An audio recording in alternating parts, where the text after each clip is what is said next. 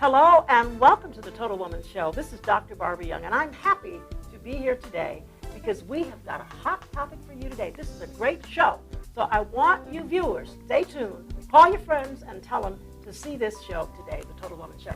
I am so happy today because we got this great topic again, and I have hosts with me, my three hosts, actually I see four. Me. That's right, you. Yes. So I'm going to start. Have you introduce yourself? Absolutely. I'm Desiree Douborx, founder of An Empowered Woman, producer and publisher of Let's Talk Success.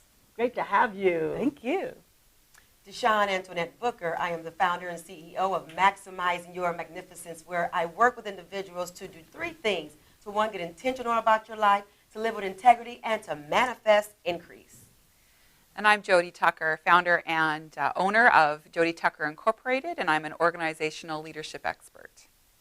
Wow, look at this powerhouse today I have. Wow, we've got a lot of things today to talk about. And you know, because you're such powerhouse women today, the topic today is women in leadership today. So we're going to discuss that. So I want you, women out there and men, we're not leaving out the men, stay tuned, because we've got this hot topic. You know, when we think about women in leadership today, there's a lot going on. We know that over the years, more and more women are entering into leadership roles. They're becoming presidents of Fortune 500, 400 companies. But there's a lot more that goes on in terms of leadership. And one of the things I'm going to read, I say all the time, it's impossible to respect, value, and admire great leadership if you can't identify what makes a leader great. Oh, that's a good one. Absolutely. It is, Yeah. it is. And that's one of my things. What makes a leader great, whether it's male or female? So this discussion, too, resonates with me because I know the tide is changing and more women are entering into leadership. And, of course, I always say that all of us really are leaders because even if you're a leader in the home, that you're planning the family reunion or you're getting the church group together, that's still leadership. And I think a lot of women don't really think about that as a leadership role. Right. So I just really am excited to really talk about this topic today, women in leadership. You know, I'm glad you defined it like that because that was the first thought. Is like, first of all, what is women in leadership? How do you define it? And most people can associate it with corporate or companies and so forth, but a lot of them can't lead their children, you know, from here to the playground. They can't lead their partners. They can't lead the community. So you're a leader usually in some point of your life, whether it's your church or your even leading your own self, being able to control yourself as far as what you do for yourself. So everybody has that in them. It's just being able to pull them out, recognizing it, identifying it, and then maximizing it because we need it all. We need people to lead all areas of our lives, all areas of the world. Yes, important. So, it is my joy, I mean, really, to talk about this subject and sort of tease out some of the things that most people don't really think about when women in leadership. So, When I think of women in leadership, I live by 4 commitments. And one of the commitments that I live by is to be bold leadership. And what that looks like for me is to be unstoppable and powerful in the face of no agreement. We are waiting for the agreement to show up. Leadership is when there is no agreement. How do you go forth and create your own possibility in your life? What does that agreement look like when it's not there? So for me, my being bold in leadership when I'm coaching others is that you must be unstoppable and powerful when there is no agreement.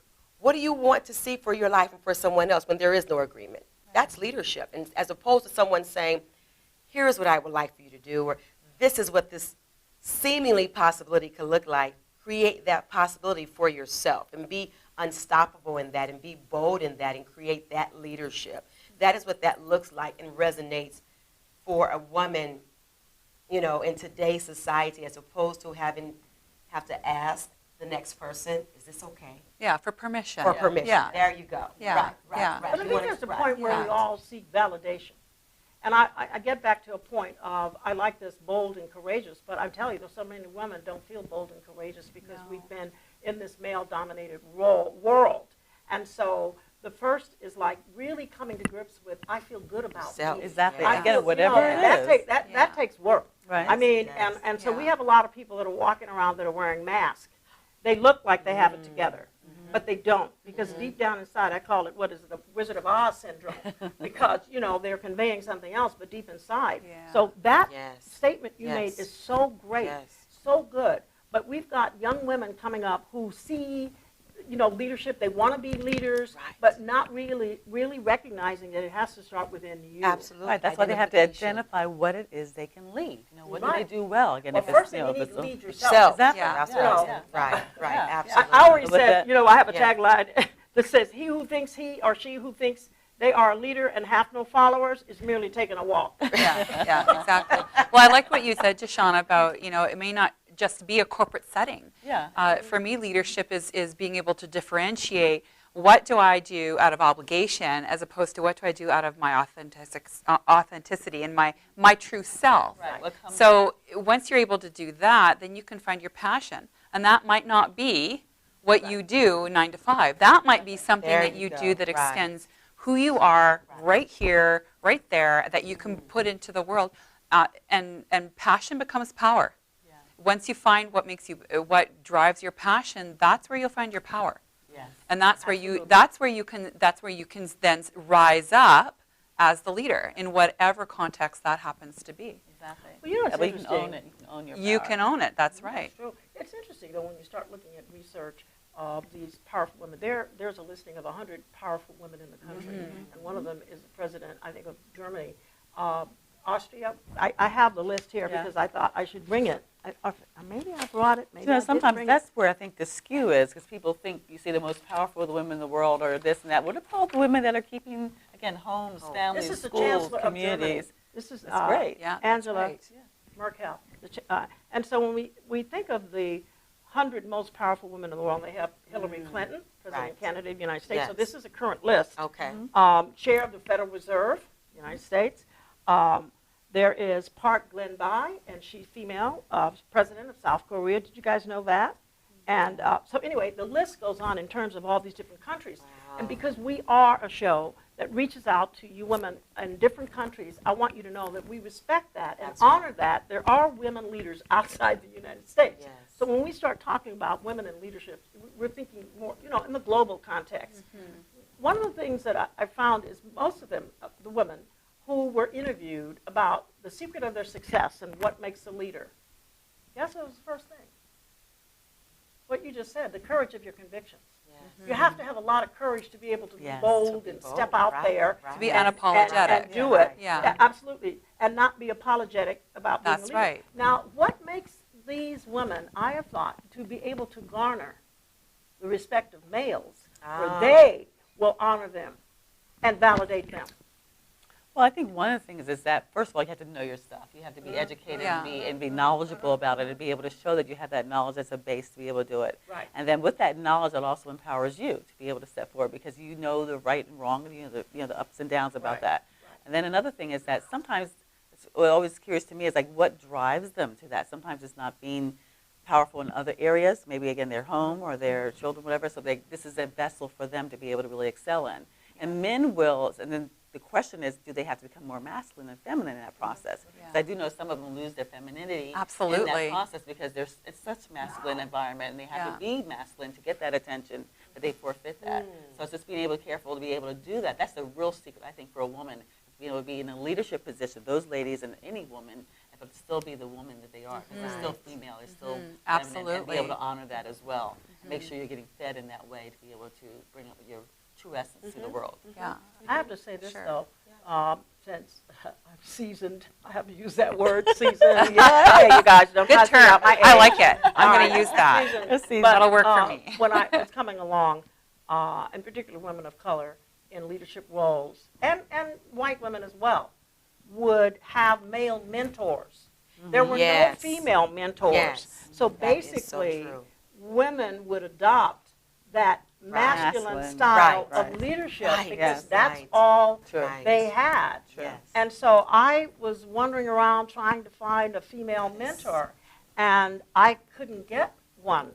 They were reticent about trying to help me on my journey Right. because, let me tell you, back in that day, they were so busy watching the front, the back, the sides themselves, really, for saboteurs, Yes. that they didn't have the energy and really the time to mentor younger women. Right. So I've seen a change in terms of women moving from these masculine traits and having more female mentors. Absolutely. In fact, there's a very high-profile woman who's the CEO of a big Fortune 500 company, and she was mentored by a female. I was so gratified Yeah. to see that. So what's your take on women mentoring other women to be I think it leaders? makes a difference.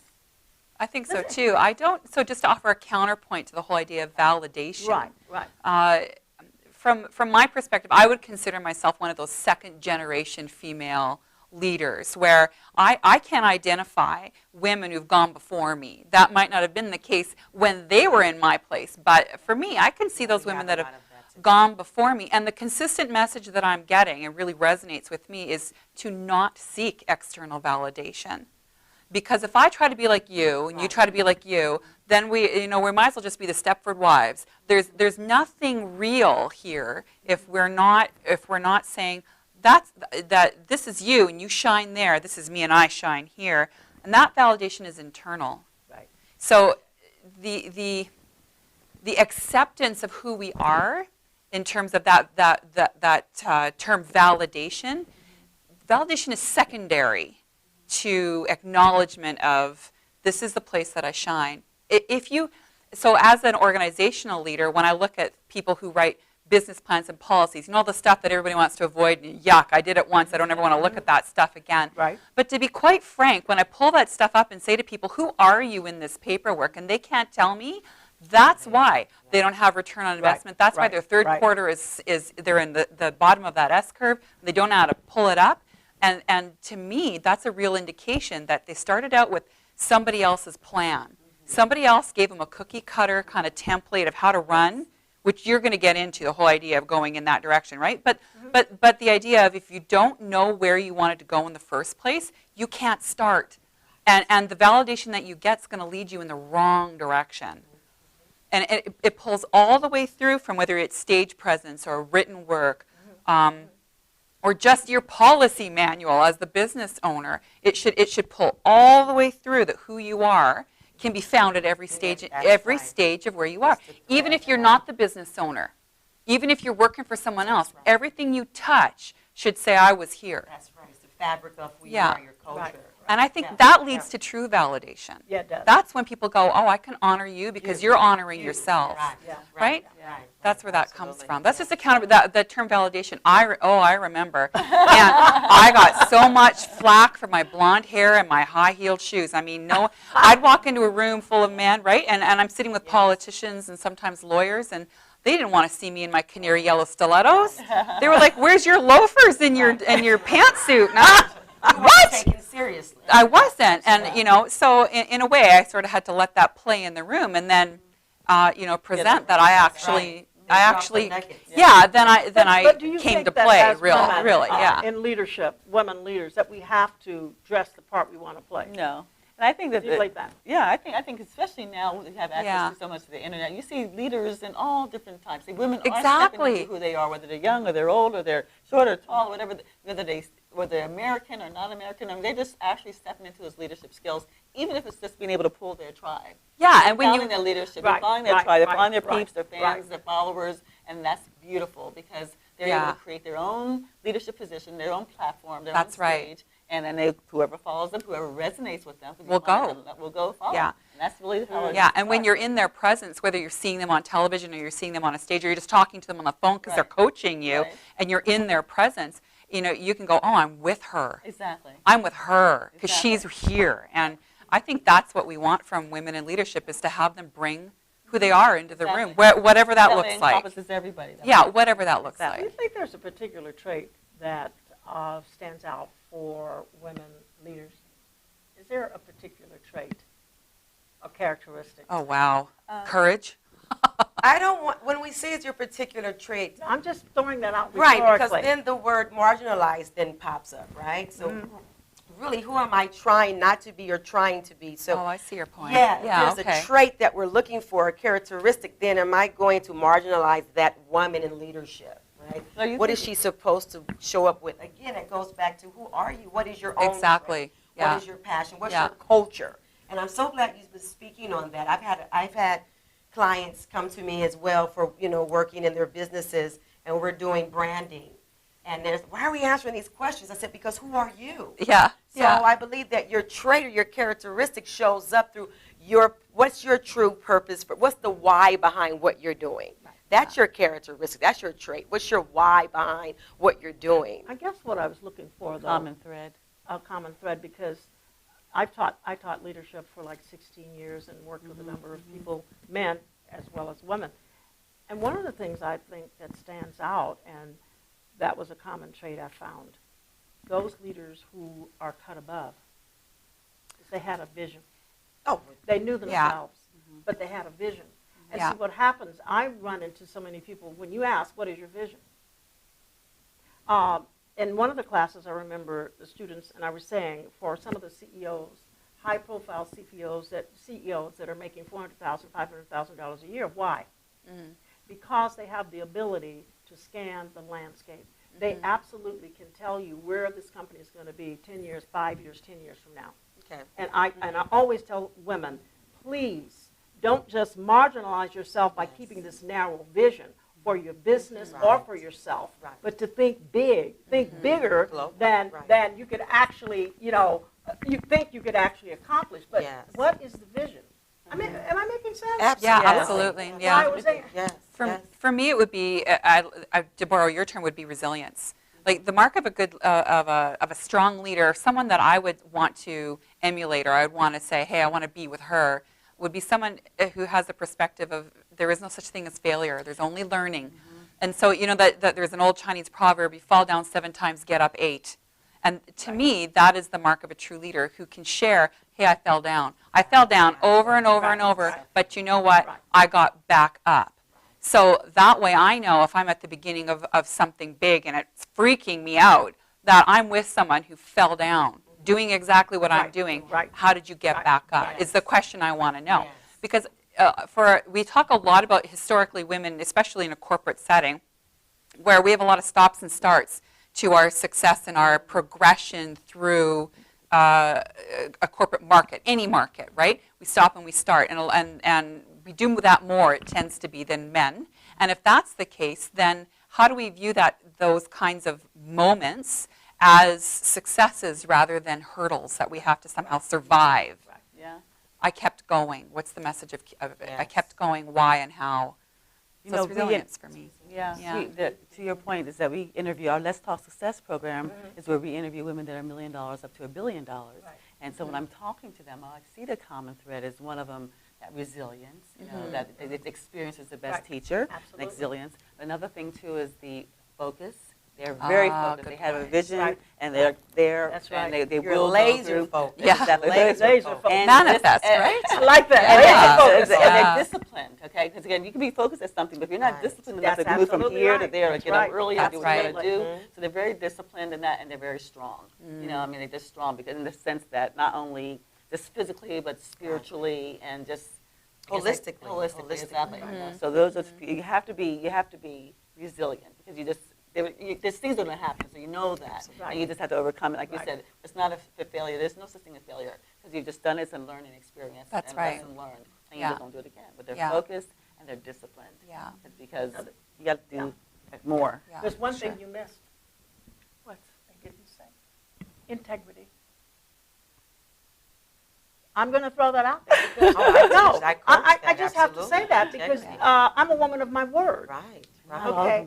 Right. And not everybody is. Yeah. So the thing, women in leadership, and I'm saying this because we need to let people know, you need to be a woman of your word.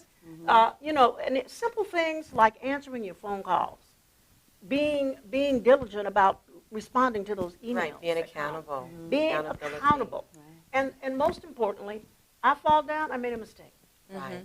Being honest. Absolutely. Being honest, I made a mistake. Because we all do. Yes. Nobody's perfect. Yeah. But I think we can't go just around with this, I'm Miss Perfect and I never make a mistake. Or I want to, it was my secretary's fault. Because one thing about being in leadership, if someone on your staff makes a mistake, you are the one that has to take the accountability. You're accountable for that. Yeah. So, and you should be big enough to say, yes, I take absolute responsibility for something that was done. And you don't have to say my staff. Because that to me is a little, mean-spirited in a sense. Right.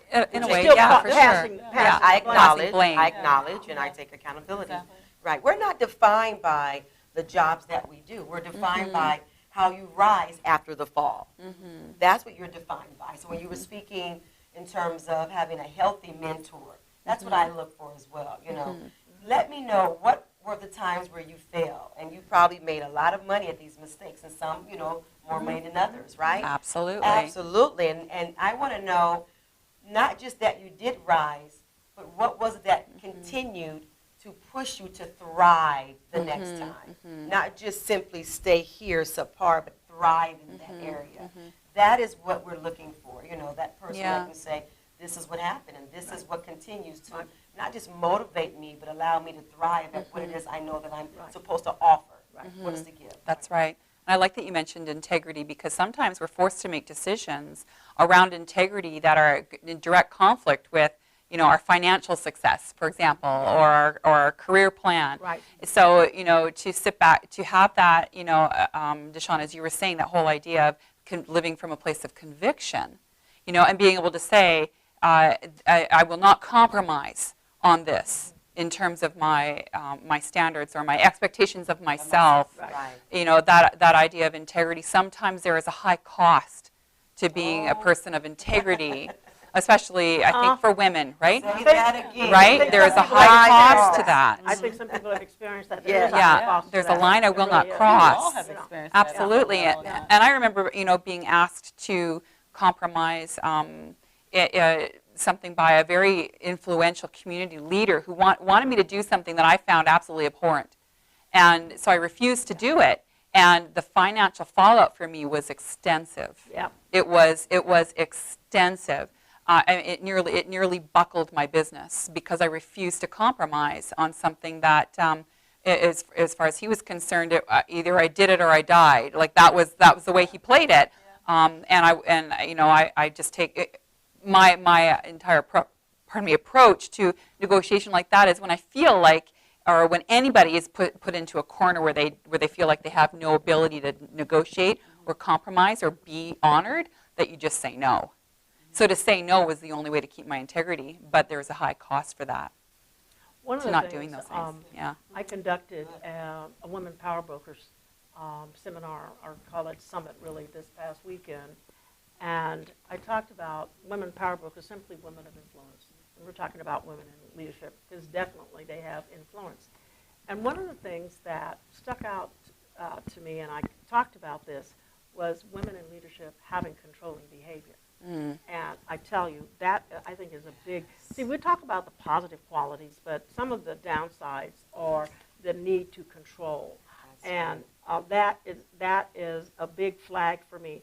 Now, I don't want to say this, but I have to really say this. I think, too, it could be, I find it is more perceived in some of the other cultures. And maybe it could be because of environment and nurturing and how they were, acclimated to the world, to be, so to speak, where it's about control. I have to control. I have to be in control. So you control people. I'm telling you, that is not the leadership that you want. And really, you don't want to work for anybody that has that controlling behavior. Anybody ever work for a female? Yeah. I mean, And gosh. Oh my goodness. I think it's yes. also a really good distinction too, is this person that has to be in control or the person that's able to control. You're able There's to a control difference. audiences, you're able to control Difference. environments, you're able to control a itinerary, things of that type. The person that's just controlling, good reason, and just because it's a personality. Usually that comes from them being controlled or some other deficiency within themselves or in And this security is not within uncommon. themselves. This is not something that's just to relate it to women. It's also Truly, it's all across the board. across the board. Yeah. But that's my pet peeve is women who feel that need to, be controlling. I don't know if you've had people come to you to help with that. Yes, and that's issue coming that they from- find, this trait is within them, and they want to see what can I do because you don't get anything done. No. And what comes from what you said. What is it that you're pulling with you? What's your baggage? What happened in your childhood life or your broken marriage or relationship to now where you're trying to regain your power? And that's a false sense of power. Exactly. So we have to break that down. What is your reasoning behind that? What really is your intention? What's your motivation? What's triggering that? And then when we get to really identify, I call it the genesis. Let's go back to the genesis. So then when we identify that, then you go, oh. So you mean to tell me you didn't use hypnotherapy to do that? Right, absolutely. It's not that deep. Just hold the space for us. They'll show up, Yeah. But I did. You asked a question that I worked for a woman who didn't believe she was controlling. Right? That's the worst. Right. Yeah. Who, me? Right. It went out of the workplace to where she was controlling who was then spending their free time with others, and she wasn't invited. And she fired someone. Oh my goodness. Fired someone behind it. Absolutely. He was gone next couple of weeks. Yeah. So did you ever have a chance to help her in any way? I did not. Okay. I believe that the culture that was created in that workplace was such one of division that no one really knew who they could trust because of what had been created within that culture. Yeah. And I just stood back saying, wow. I did. I said, wow, this is really odd, And then I left shortly after that, but it was the culture that had been created was really just toxic, if you will. Yeah. Right. That's Yeah. a good And word. she didn't see that. But we all knew that, and no one knew how to, then circumvent that. What do you do, right? Because it's your job.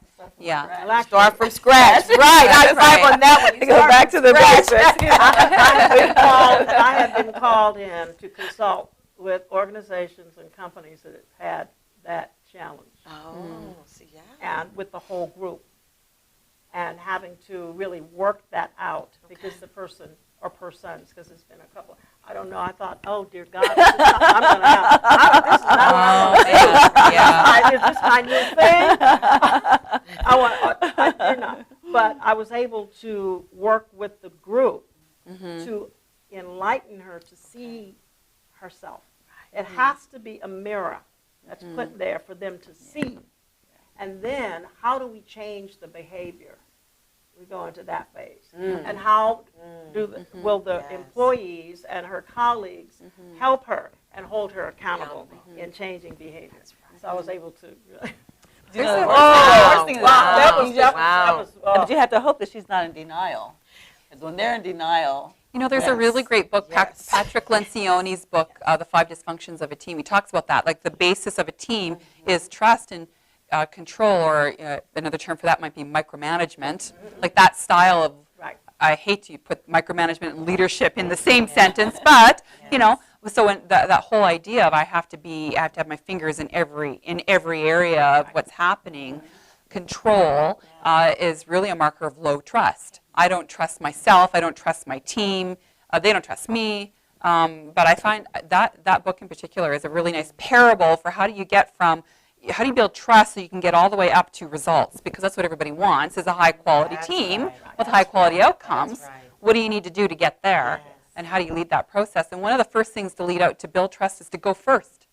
So if you're the leader, Go first. yeah. So when I've asked hard questions in rooms, and you can hear a pin drop because no one wants to answer the hard stuff, and then I'll say, I'll go first. So then I'll share a story, even as the facilitator, and say. So I've been in teams where I've said, okay, give me an example of a low trust, high cost scenario in your life. No one wants to share, and I'll say, okay, I'll go first, and then I'll tell a story, a very personal story of me and one of my stepsons and how that rolled out, and then suddenly the room fills with, oh, that reminds me of, and you create safety, right? You can trust me because I'm going to be real. We got to go. Yeah. We got to go, folks. This has been a great show today. I know. Look at I know everybody is just like, oh my God, next. Talk. As we close the show, I want you to give us like 5 things that are takeaways for our audience today about women in leadership today. Maybe some of the positive things that we can say for women who are aspiring to be leaders out there. I'll just jump and go quickly. Sure. Women who aspire to be leaders, right, in whatever capacity that we talked about, in the home, in your business, right, traveling, and, whatever that looks like to you, you want to be willing to accept challenges. Be willing to accept challenges because it's not always going to be the blueprint in which we design in our own minds.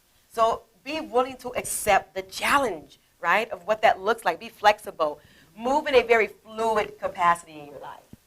Mm-hmm. Great. You know? Absolutely. Good Yeah. stuff. Desiree, anything I know. else? I want to write a book called Lead Like a Lady. Oh, So, wow. I'm all right. doing that. I like so that. I invite everyone to lead like a lady because you're ladies first. Yes. Yeah. I like And then that. you find Yes. you follow I like your that. passion, and you'll Yes. find a platform. I like that. And you'll be able to lead like a lady. So lead Yeah. like a lady. Yeah. Yeah. Lead Lead from like a lady. authenticity. Yes. Yeah. Jodi? For me, it's that the nice marriage of passion and power. I really truly believe that women should not try to fit in, but they should try to lead out. So instead of trying to be in the mold, try to create the mold.